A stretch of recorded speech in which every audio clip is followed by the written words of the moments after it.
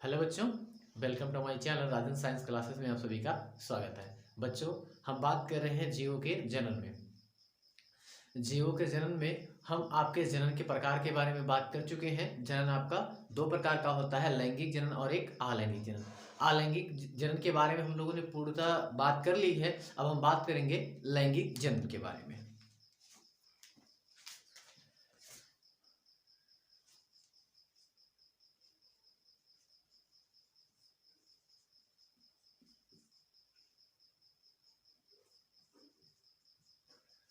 Sexual reproduction.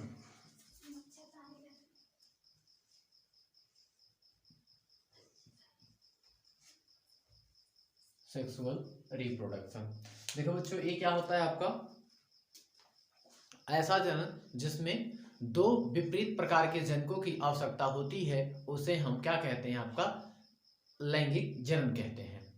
याद रखिएगा बच्चों कि इसमें पैदा होने वाले संतान अपने माँ बाप के हूबहू नकल नहीं होते, मतलब हूबहू नकल नहीं होते, मतलब A to Z कॉपी नहीं होते हैं। उनमें कुछ गुण उनसे जनकों से मिलता जुलता होता है और कुछ गुणधर्म उनमें उनमें से थोड़ा सा अलग होता है। तो इस प्रकार के जितने भी बच्चे संतान होंगे या बच्चे पैदा होंगे, वो सब के सब क्या किस जन्म द्वारा पैदा होंगे, आपके लैंगिक जन्म के द्वारा पैदा होंगे। तो बच्चों, हम बात कर लेते हैं आपके लैंगिक जन्म की। लैंगिक जन्म क्या होता है, तो देखो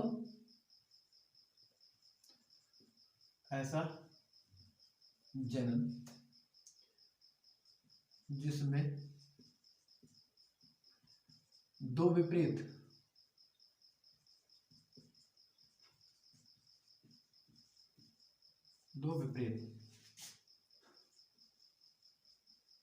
प्रकार के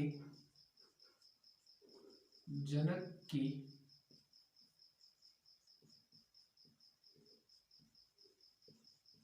दो विपरीत प्रकार के जनक की आवश्यकता होती है, जनक की आवश्यकता होती है, उसे लैंगिक जनन कहते हैं, उसे लैंगिक जनन कहते हैं। ठीक है बच्चों, अब देखो यहाँ पे एक वर्ड आया जिसमें दो विपरीत प्रकार के जनक की आवश्यकता होती है। जो जनक होगा वो आपका नर होगा, और जो दूसरा जनक होगा दूसरे प्रकार का, वो आपका क्या होगा, मादा। नर की अगर बात कर दे बच्चों, तो नर यानी कि पुरुष की बात कर रहा है, और इसकी अगर बात कर देगा तो ये आपकी स्त्री की बात कर रहा है। तो इसके एग्जाम्पल की बात कर लेते हैं। एग्जाम्पल की बात कर लेते हैं।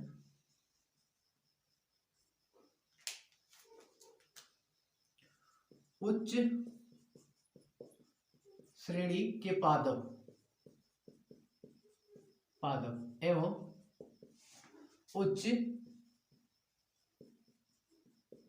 श्रेणी के जंतु। देखिए बच्चों, अगर हम बात कर ले उच्च श्रेणी के पादप, यानी कि ऐसे पौधे जो फल देते हैं, लगभग जितने भी होते हैं वो आपके क्या होते हैं, आपके वो लैंगिक जनन के द्वारा क्या करते हैं, अपने समान संतान को उत्पन्न करते हैं, कुछ को छोड़कर। जो आपका जो जिन फलों का निर्माण के लिए आपके लैंगिक जनन की आवश्यकता नहीं होती, या उसमें नर और मादा युग्मक नहीं पाए जाते हैं, उनको हम अनिषेक फलन कहते हैं। मतलब बिना निषेचन के द्वारा फल तैयार होता है उसका, जैसे आपका केला हो गया। ठीक है बच्चों, तो इसको ठीक है। तो देखो बच्चों, यहाँ पे उच्च श्रेणी के जंतुओं की बात कर लें, तो देखो जो जंतु भी होते हैं वो आपके दो टाइप के होते हैं। देखो, एक उच्च श्रेणी के होते हैं कि निम्न श्रेणी के होते हैं। जो निम्न श्रेणी वाले होते हैं उनमें आपके कभी भी आपके मतलब मेल फीमेल की आवश्यकता नहीं पड़ती। लेकिन जो उच्च श्रेणी की है, यानी कि जैसे कि मानव ले लो या आपके जानवर ले लो, यानी कि कुत्ता, ये सब भैंस, ये सब आपके इनमें क्या पाया जाता है, आपका लैंगिक जनन पाया जाता है। और याद रखना बच्चों कि इसमें थोड़ा सा अलग होता है। इनके इसमें खास बात होती है, इनकी संतान जनक के पूर्णता समान नहीं होते हैं। पूर्णतः समान नहीं होते हैं, परंतु एक दूसरे से काफी मिलते जुलते हैं। एक दूसरे से क्या करते हैं, काफी मिलते जुलते रहते हैं। तो अब देखो इसमें प्रॉब्लम क्या आ जाती है बच्चों, क्योंकि अलैंगिक में हम क्या जानते हैं, अलैंगिक में क्या होता है कि आपके जो संतान उत्पन्न होते हैं वो A to Z यानी कि हूबहू क्या होते हैं, अपने जनक के नकल होते हैं। लेकिन अलैंगिक में ऐसा क्या होता है कि एक दूसरे के क्लोन क्यों नहीं कह सकते, कोई हूबहू अपने जनक के समान क्यों नहीं होते हैं। तो देखो इसका कारण क्या होता है, जैसे इसमें दो प्रकार के जनक की आवश्यकता होती है, मान लीजिए एक नर है और दूसरा आपका क्या है, मादा। तो नर से जो होता है बच्चों नर युग्मक आता है, ठीक है, और इस यहां से आता है मादा युग्मक। अगर नर युग्मक की बात करेगा तो इसको शुक्राणु बोलते हैं, इसको शुक्राणु बोलते हैं, इंग्लिश में इसको स्पर्म बोलते हैं, ठीक है, इसको इंग्लिश में स्पर्म बोलते हैं। अगर इसकी बात करेंगे तो देखो इसको अंडाणु बोलते हैं, या इसको इंग्लिश में ओवम बोलते हैं, ठीक है। तो देखो यहां पे अगर इसकी बात कर दे तो नर से नर युग्मक बनता है, मादा से मादा युग्मक बनता है। इन दोनों के अर्धसूत्री विभाजन से जो यहाँ पे इसकी यहां पर 2n के फॉर्म में होता है, और यहां पर भी किसके फॉर्म में होता है, 2n की फॉर्म में होता है। तो इसका क्या होता है, अर्धसूत्री विभाजन, इनका क्या होता है, अर्धसूत्री विभाजन। तो देखो यहां पर जो होता है तो यहां पर आपका यन बनेगा और यहां पर भी आपका यन बनता है, और ये दोनों यन मिलकर क्या बनाते हैं, फिर से आपके 2n बनाते हैं। तो यहां पर देखो आधा 2n बनने के लिए, या कहें तो एक संतान बनने के लिए आपका आधा गुणसूत्र आपका किससे आ रहा है, नर से आ रहा है, और आधा गुणसूत्र किससे आ रहा है, मादा से आ रहा है। तो दोनों मिलकर दोनों नर और मादा युग्मक मिलकर आपका एक नए संतान की उत्पत्ति कर रहे हैं।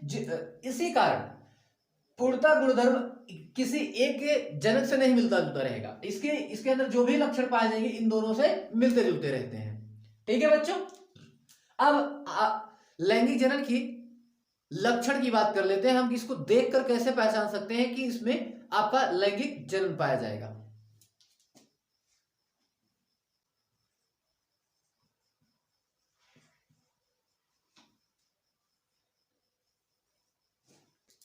चलो बच्चों लैंगिक जनन के लक्षण की बात कर लेते हैं। पहला चीज इसमें क्या देखें, इसका लक्षण क्या होता है। पहला चीज इसमें दो विपरीत जनक, दो विपरीत जनक का मतलब है आपका मेल और फीमेल, या हिंदी में कहें तो नर और मादा, जिसको इंग्लिश में कहेंगे मेल और फीमेल। इसमें दो विपरीत प्रकार के, दो विपरीत जनक की आवश्यकता होती है।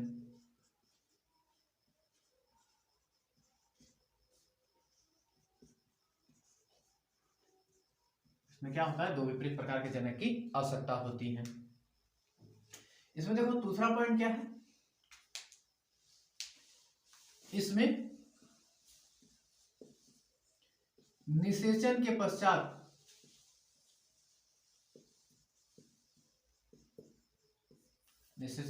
पश्चात भ्रूण बनता है, या निषेचन के पश्चात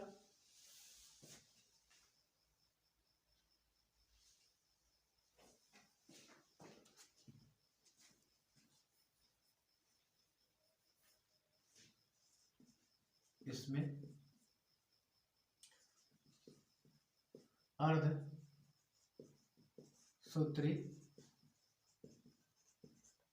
अर्धसूत्री विभाजन द्वारा युग्मक बनते हैं, और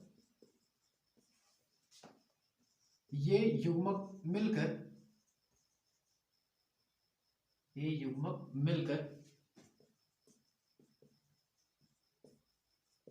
युग्मनज का निर्माण करते हैं।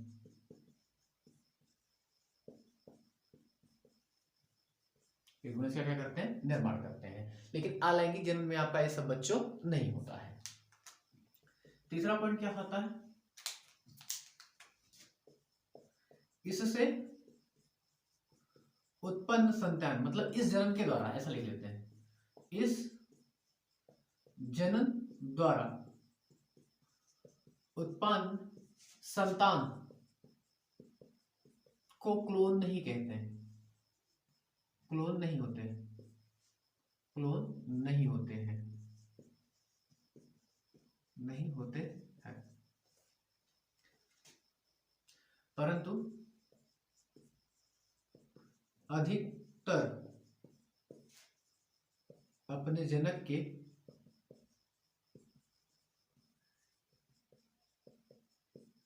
समान होते हैं, अधिकतर अपने जनक के क्या होते हैं, समान होते हैं। लास्ट होता है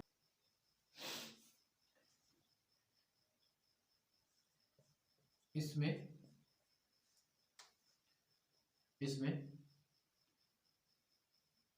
ऐसे लिखते हैं इसको,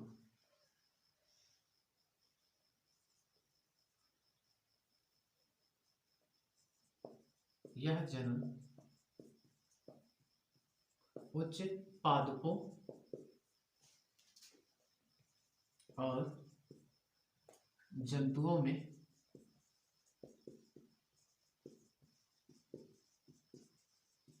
होता है, जंतुओं में होता है। इसी चीज को बोलता है आवृत्तीय बीजीय, इसी चीज को बोलते हैं आवृत्तीय बीजी। आवृत्तीय बीजी की अगर बात करेगा तो यानी कि इसका मतलब होता है फल देने वाले पौधे, मतलब उन पादपों में होता है जो क्या करते हैं, फल का निर्माण करते हैं, उन्हीं में क्या होता है, आपका लैंगिक जनन पाया जाता है। ठीक है बच्चों, ये आपका हो गया जनन के लक्षण। अब हम बात कर लेते हैं पुष्पी पौधों में लैंगिक जनन किस प्रकार होता है, या इसमें क्या क्या प्रोसेस होते हैं।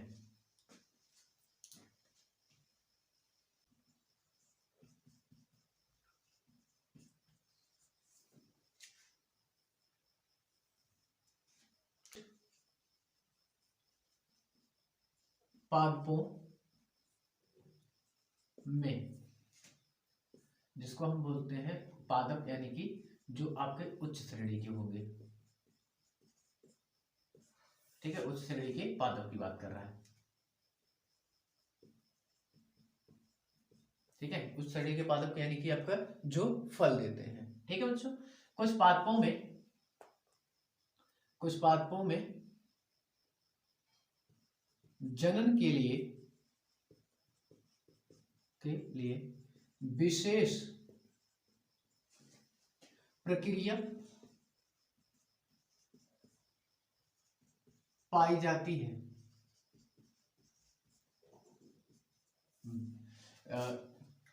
है, जिसे पुष्प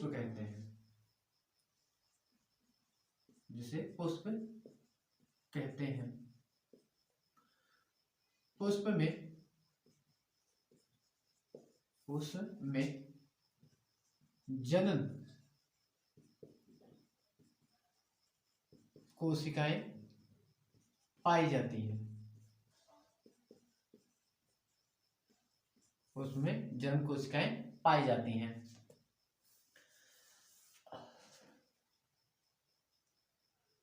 जो युग्मक का निर्माण करती हैं,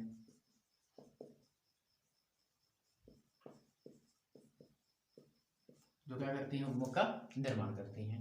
तो बच्चों हम देखो, अगर बात करें कुछ पादपों की बात करें तो वे पादप जो उच्च श्रेणी के होते हैं, उच्च श्रेणी का मतलब जो जिसमें फल उत्पन्न करने की क्षमता होती है, उस पादपों की बात कर रहा है। तो उसमें एक विशेष प्रक्रिया पाई जाती है, और ये प्रक्रिया आपके एक पुष्प के अंदर पाई जाती है। पुष्प में आपके जनन कोशिकाएं उपस्थित होती हैं, जनन कोशिकाएं यानी कि नर और मादा कोशिकाएं उसमें क्या होती हैं, उपस्थित होती हैं।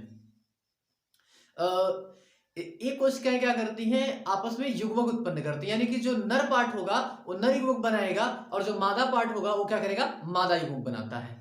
तो हम काम कर लेते हैं, पादपों के या पुष्प की संरचना देख लेते हैं, पुष्प की संरचना के बारे में बात कर लेते हैं, फिर उसका फिगर द्वारा हम उसको एक एक चीज क्या कर लेंगे, अच्छे से समझ लेंगे।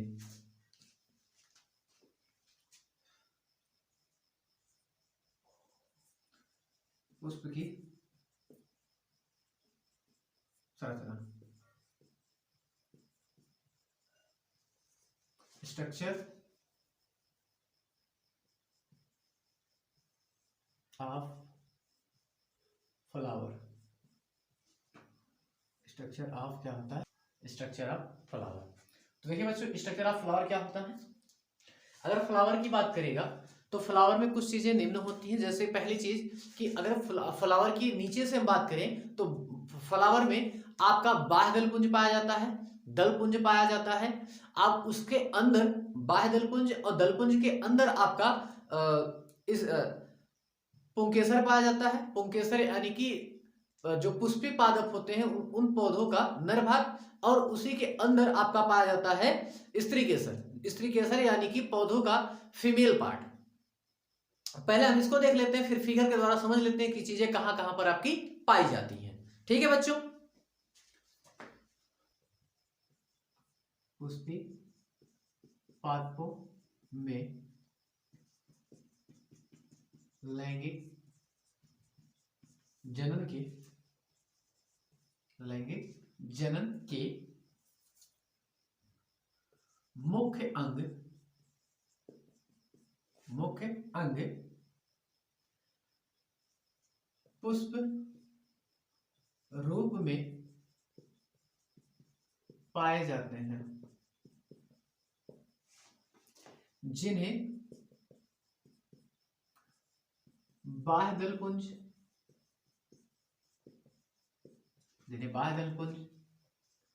दलपुंज,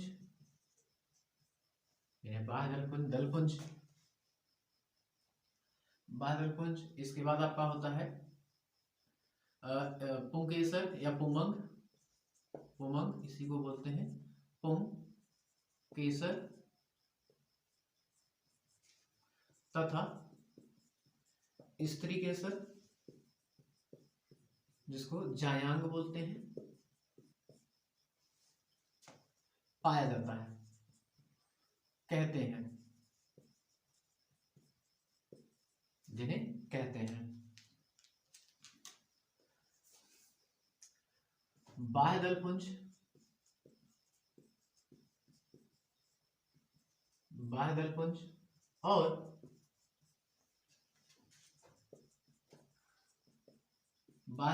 और दलपुंज को सहायक चक्र कहते हैं, या जनन सहायक चक्र कहते हैं, तथा स्त्री केसर और पुंकेसर को आवश्यक चक्र कहते हैं।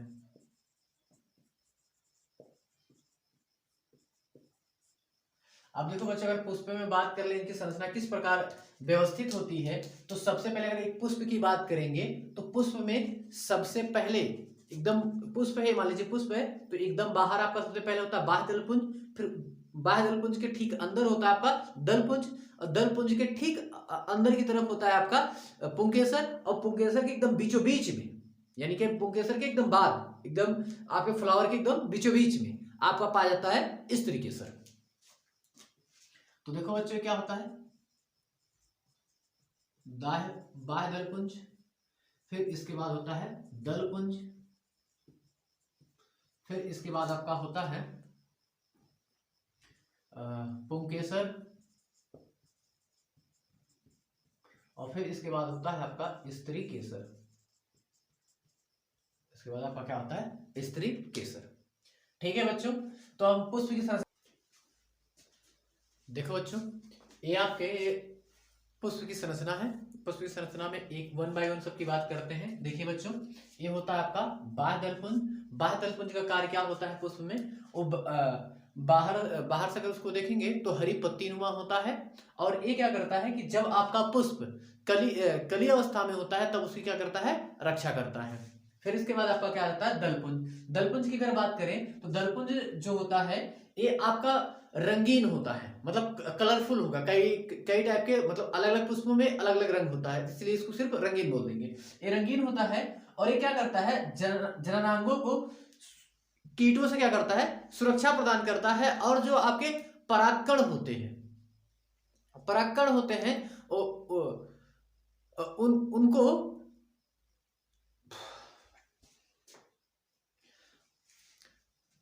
देखिए बच्चों, जो दलपुंज होता है वो क्या होता है कि आपके पुष्प के जननांग जितने भी होते हैं, यानी कि स्त्री केसर और पुंकेसर, इनकी रक्षा करता है। दूसरा काम क्या होता है? परागण के लिए जो कीट पतंगियां होती है, यानी कि तितली, भौरा वगैरह, इनको क्या करता है? अपनी तरफ आकर्षित करता है। फिर इसके बाद बात करते हैं बच्चों, ये देखिए परागकोश और पुतंतु या तंतु को, इसको तंतु बोलते हैं। तंतु को, परागकोश और तंतु दोनों को मिलाकर हम क्या बोलते हैं? आपका पुंकेसर बोलते हैं। इन दोनों को जब मिलाएंगे तो इसको और इसको मिला के बोलते हैं पुंकेसर। पुंकेसर जो होता है वो आपका पौधे का नर भाग होता है, पौधे का आपका नर भाग होता है। पुतंतु की बात करें तो परागकोश को क्या करता है? सहारा दिए रहता है कि उसको ऊपर की ओर पकड़े रहता है। अब परागकोश क्या होता है? परागकोश जो होता है वो आपका पुंकेसर का फुला हुआ भाग होता है, जिसमें आपके परागकण, यहां पे परागण लेते हैं बच्चों, परागकण स्थित होते हैं। अब इस तरफ आ जाते हैं, बीजांड, अंडाशय, वर्तिका और वर्तिकाग्र, इन चारों को मिलाकर हम स्त्री केसर कहते हैं। अब बीजांड की बात कर लेते हैं। बीजांड क्या होता है? पुष्प का निचला फुला हुआ भाग होता है, जिसमें आपके बीजांड क्या होते हैं? उपस्थित होते हैं। अंडाशय की अगर बात कर देगा तो देखिए बच्चों कि जो अंडाशय होता है उसके अंदर ही आपके बीजांड और अंडक वगैरह आपके पाए जाते हैं। अब इसके बाद अगर वर्तिका की बात कर देगा तो वर्तिकाग्र और अंडाशय को वर्तिका क्या करता है? आपस में जोड़ता है। अब इसके बाद अगर वर्तिका की कार्य को पूछ लेता है तो वर्तिका जो आपका स्त्री केसर उसका सबसे ऊपर वाला भाग होता है, और ये भाग जो होता है चिपचिपा होता है। जैसे इस पर किसी भी हवा के द्वारा, जल के द्वारा या किसी कीट पतंगों के द्वारा जैसे परागकण इसके टिप वाले पोर्शन, यानी कि यहां पर आके रुकता है तो इस चिपचिपा होने के कारण उसको क्या करता है? पकड़ लेता है, उसको अपनी सतह पर अवशोषित कर लेता है। फिर उसके बाद क्या करता है? वो चिपचिपा यानी कि थोड़े से नमी युक्त होता है, तो क्या करता है? यहीं से परागकण क्या करते हैं? अंकुरित होना शुरू कर देते हैं। और अंकुरित होने के बाद उसका जो परागकण होते हैं उसमें दो केंद्रक पाए जाते हैं, एक जनन केंद्रक होता है और एक वर्धी केंद्रक होता है। तो जनन केंद्रक क्या करता है? वो धीरे धीरे नीचे की ओर बढ़ने लगता है, और बढ़ने के बाद ये जो आपका नीचे ये जो बीजांड है इसमें आकर क्या करता है? आपके अंड कोशिका के साथ संलयित हो जाता है या निषेचन करता है। ये बात होगी बच्चों आपके पुष्प की संरचना की। अब बात करते हैं जननांगों के आधार पर जो पुष्पी पौधे होते हैं वो आपके कितने प्रकार के होते हैं? जननांग के आधार पर जो पुष्पी पौधे होते हैं आपके दो प्रकार के होते हैं, एक लिंगी पुष्पी पौधे और द्विलिंगी पुष्पी पौधे।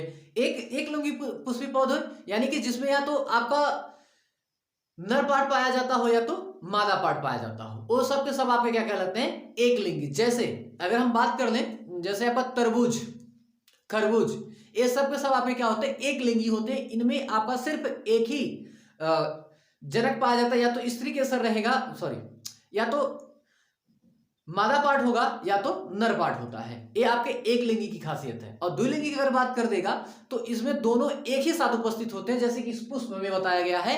आपका सरसों की बात कर लीजिए, सरसों आप सभी जानते हैं। सरसों की अगर बात कर ली जाए तो सरसों में आपका सरसों हो गया, गुड़हल हो गया, इन दोनों में आपके जो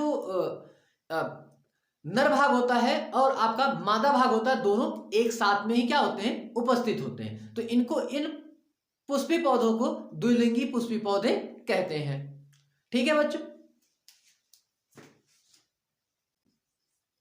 के आधार पर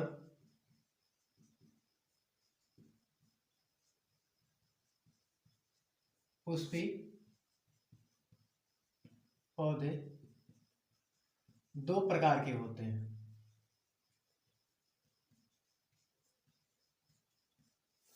पुष्पी पौधे दो प्रकार के होते हैं। नंबर एक लिंगी,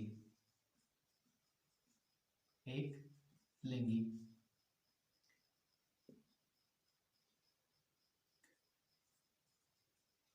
और दूसरा होता है द्विलिंगी।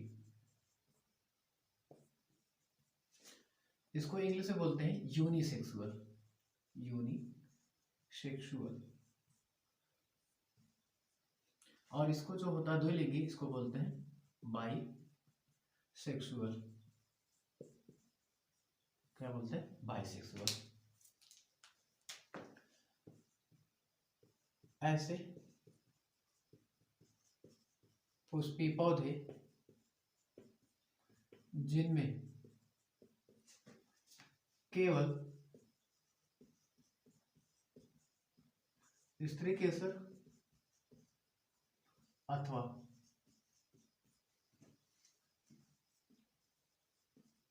पुंकेसर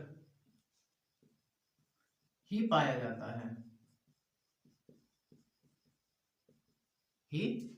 है, उसे एक लिंगी कहते हैं, एक लिंगी कहते हैं। अब इसके एग्जाम्पल की बात कर लें।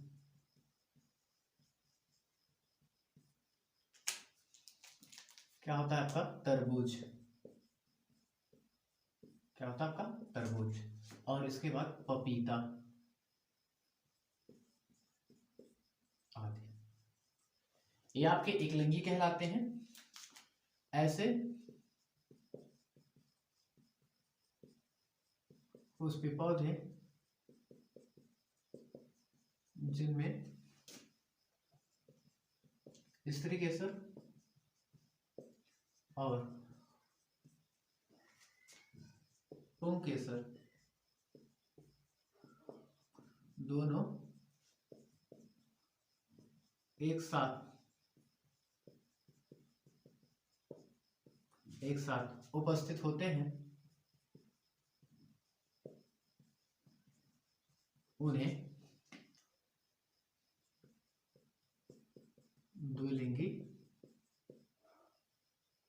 द्विलिंगी पुष्पी पौधे कहते हैं।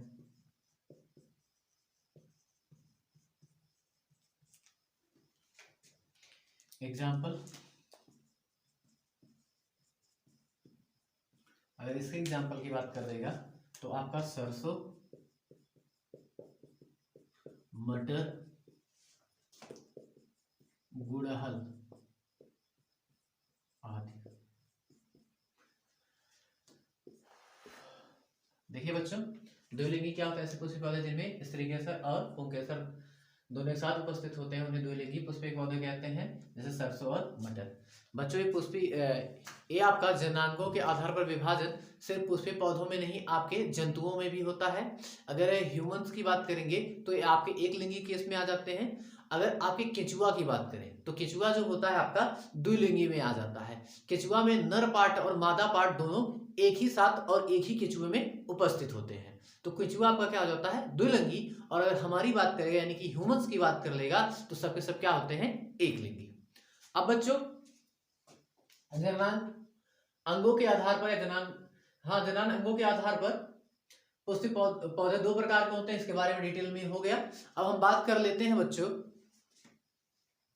कि आपका लैंगिक जनन और अलैंगिक जनन में क्या अंतर होता है।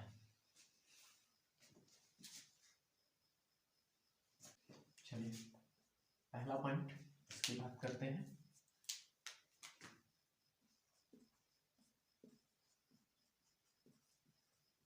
यह पुष्पी पौधे का नर भाग होता है, यह पुष्पी पौधे का नर भाग होता है। इसकी बात कर लेगा, यह पुष्पी पौधे का मादा भाग होता है। क्या होता है? मादा भाग होता है।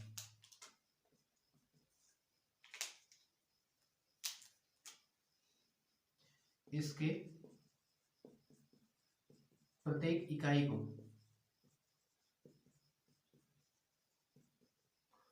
पुंकेसर कहते हैं।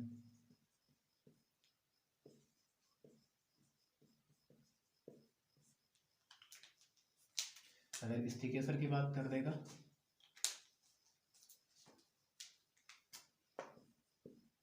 इसके प्रत्येक इकाई को स्त्रीकेसर कहते हैं।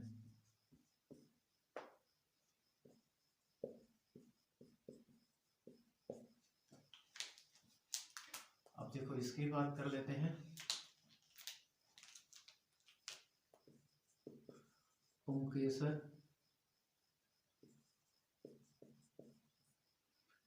दो भाग में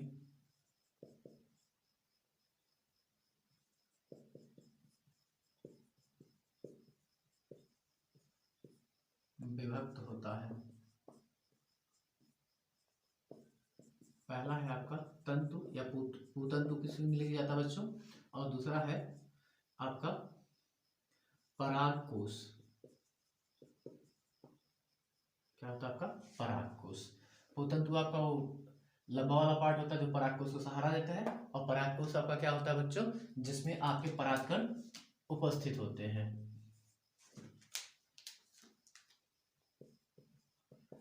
स्त्रीकेसर चार भाग में